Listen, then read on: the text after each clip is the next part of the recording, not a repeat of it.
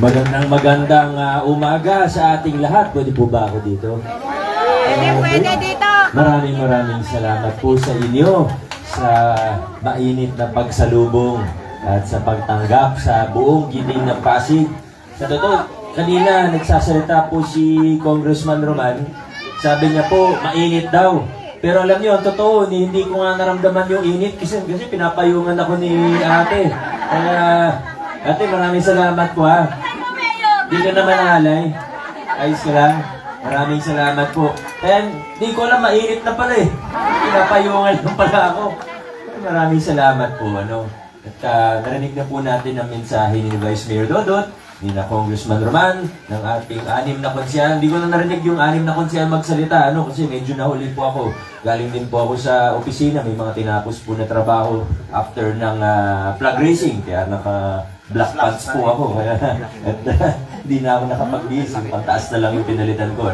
Baka pagtawanan niyo naman ako, mag-speech ako dito, nakabarong pa, Pero, ayan po, pero, siguro, nabanggit naman po nila, lalo na yung 5 pong nakaupo na konsyal natin sa District 1, na kwento naman siguro nilang iilan sa mga accomplishment nila. Pero ang totoo rin po, sigurado po ako na kulang ang oras natin para talagang pag-usapan ng bawat isa sa mga nagawa, sa mga naipatayuman o bagong programa, expansion ng mga lumang programa. Siguro nakwento naman ni Consi Pao, Santiago. Yung local scene, ayun, nandun. Saan ka galing? Hoy! Relax lang. Nakwento naman siguro ni Consi Pao yung local senior pension natin, Yan. Si Coach Paul, nakwento niya naman po siguro na nakagat siya ng aso kahapon, Nakwento mo? Oo, nakagat ng... Pero, buo ba yung kwento niyo? Kasi si Consi Kiko, nung nakaraang election to, di ba, talo si Consi Kiko eh. Galing sa 2 talo. Pero nung pangatlong beses na tumakbo po siya, nakagat siya ng aso, nanalo na. Si Coach Paul, unang takbo niya, talo. Ngayong eleksyon, nakagat ng aso. Di magagaya siya ngayon kay Coach Kiko. Si Coach Volta, hindi nyo natanong, nung araw, nakagat din niya ng aso. Ang problema, yung aso namatay. Totoong hindi yan true story po yan. Tingnan nyo naman si Volta. Consi Simon, nakagat na rin ba ng aso? Ano si Consi Simon? Ayun. Nakagat ka ng aso. Saan? Dun sa kamay lang. Sa daliri lang. Kaya, sulat ko pala nakagat ng aso. Ikaw, Mayor, nakagat na po kayo? Ako, hindi pa ako nanggat ng aso eh. Huwag na. Pero nakakagat na ako ng aso. Grabe.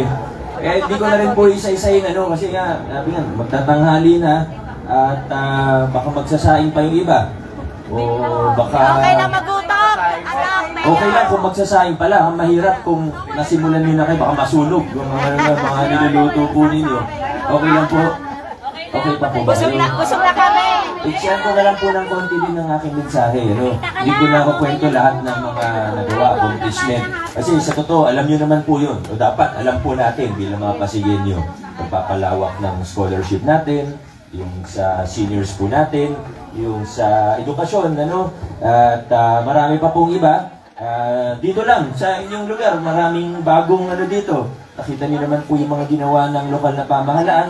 Yung mga iba, pasimula pa lang siguro, sa Barangay Palatio, sa ibang barangay. Pero ang lahat ng ito, lalo na yung pagpapalawak natin ng mga serbisyo at programa ng ating pamahalaan para mas makatulong sa mga mamamayan. Ito po yung sinasabing bunga ng paghihirap, bunga ng pagsusumikap natin, at bunga rin ng mga pagbabagong pinaglaban natin mula 2019. Inayawan na natin yung takutan, kinalimutan na natin yung palakasan, nilinis natin ang ating LGU, tinanggal natin yung korupsyon. Hindi natin kaya sabihin na perfect.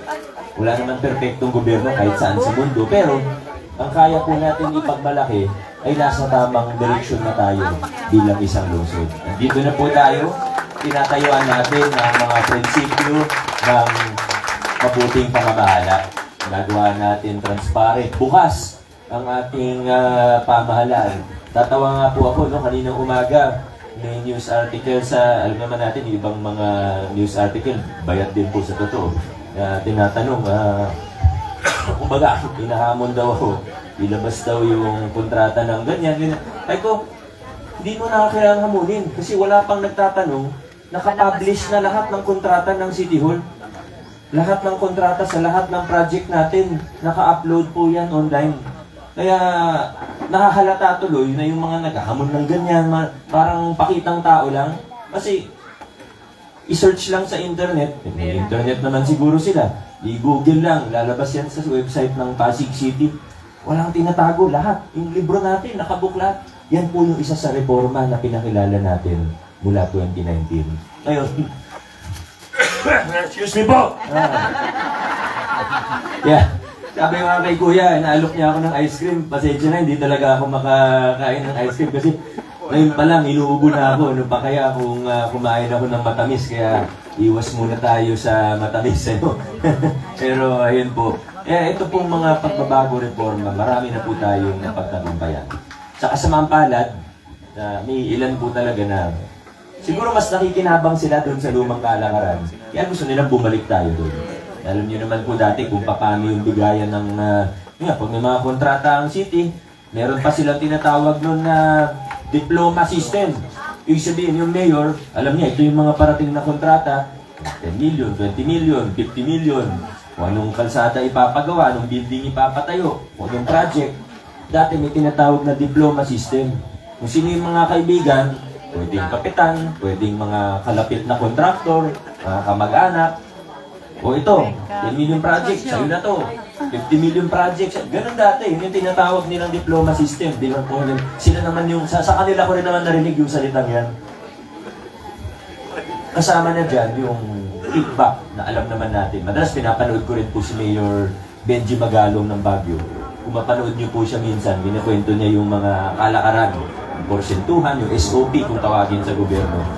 Sa Pasig, kinalimutan na natin, tinulduhan na natin yan, giniba natin yung sindikato. Kaso may mga iba na, yun nga, dahil nakikinabang sila doon sa lumang kalakaran, sa lumang sistema, gusto nila na bumalik sana tayo doon. At nandadamay pa. Bilang mga Pasigenyo, at dahil gusto nila bumalik doon, at ang laking pera pinag-uusapan dito, bilyon, hindi po milyon, bilyon. Dahil ganun po kalaki yung pinag-uusapan natin, para bang handang gawin ng kahit ano, makabalik lang tayo dun sa lumang kalakaran. Kaso, malas nila dahil sa lungsod ng Pasig, ang mga Pasigenyo, ang sigaw, gusto natin padiretso tayo. Ayaw natin bumalik. Nakalimutan, tinalikuran na nga natin, nalatpasan na natin yung mga lumang kalakaran. Babalikan pa ba natin yun? Hindi na po. Nandito na po tayo ngayon. Matatalino na po. At alam niyo, mula 2019, nung naging mayor ako, marami tayong napagtagumpayan. Pero aminin ko sa inyo, minsan, may mga punto, lalo na, abutan pa tayo ng pandemya. Hindi naman tayo nagpabaya ng pandemya, di ba? Ginawa natin ng lahat ng kaya, kung anong pwedeng gawin. Pero may mga punto sa ating pag-gobyerno na medyo nahirapan tayo kasi may mga puwersa sa loob, mga ibang opisyalis, mga ibang halal din na yun nga parang hinaharangan yung ibang pagbabago o tinanggal na yung kickback, tapos malalaman mo humihingi pa rin sa kontraktor. Yung mga ganun, nahirapan tayo. Pero noong 2022, binigyan niyo po ako ng mga kasangga, mayorya sa konseho at vice mayor. Kasi sa congressman, alam naman natin paano magtrabaho si Congressman Roman. Diba? Wala ka problema. Congressman Roman Romulo, talagang alam na natin yan. Ngayon, sa vice mayor, ang laking tulong po na binigyan niyo ako ng kasangga na una sa lahat, laging present, totoong nagtatrabaho. Sobrang professional ng taong ito. May meeting, kahit sabihin mo maaga, alas 7 ng umaga, 6:59, nandun na po. Maayos na tao eh. Pero higit pa yan, siya ay tapat. May integridad. Yan si Vice Mayor Dodon Toreski. Kasama natin siya, alam natin hindi tayo mapapahamak dahil sa kanya. Ganoon din yung mga kasama natin sa Giting ng Pasig. Katunayan, pag may konsehal na nag-a-apply o may nag-a-apply para maging konsehal ng Giting ng Pasig, ang una ko pong tinatanong sa kanila, ba't mo ba gustong maging konsehal? Ewan ko kung naalala pa yan ng mga kasama kasi for second term na sila, parang kay Coach Paul, unang tinatanong, ba't mo ba gusto maging konsehal? Titingnan natin ng maigi, ano ba yung intention nila? Ano yung nasa puso nila? Kasi kung para lang kumita, eh wala silang mapapala sa Giting ng Pasig. Kung para sa tunay na serbisyo, at kung kaisa natin sila sa ating prinsipyo at sa ating direksyon, pwede sa Giting ng Pasig. Sa dami na nag-apply, sila po yung mga napili natin. Dumaan sila sa isang matinding proseso. Sila yung mga nakita natin, nakapareho natin ng prinsipyo. Sila yung mga nakasama natin ngayon na kapareho ng ating direksyon. Ang hirap po kasi isipin mo, nasa sasakyan ka, nagmamaneho yung driver, pero may isang pasahero, inaagaw yung manibela kasi gustong lumiko. Disgrasya po yun, di po ba? Kailangan pare-pareho tayo. Kaya sana, mga kasama, mga tay, mga mami, sana gold straight tayo ngayong 2025. Yan ang sabi ni Toro Ban. Pag sinabing gold straight, alam ko sa World Bingo Compound, uso daw bingo dito. Nabalitaan ko lang naman. Di ba, sa bingo, meron yung tinatawag na blackout. Pag medyo social ng konti, ang tawag na doon na cover all. Narinig ko lang din naman. Sa blackout, di ba, para yung major prize na yan.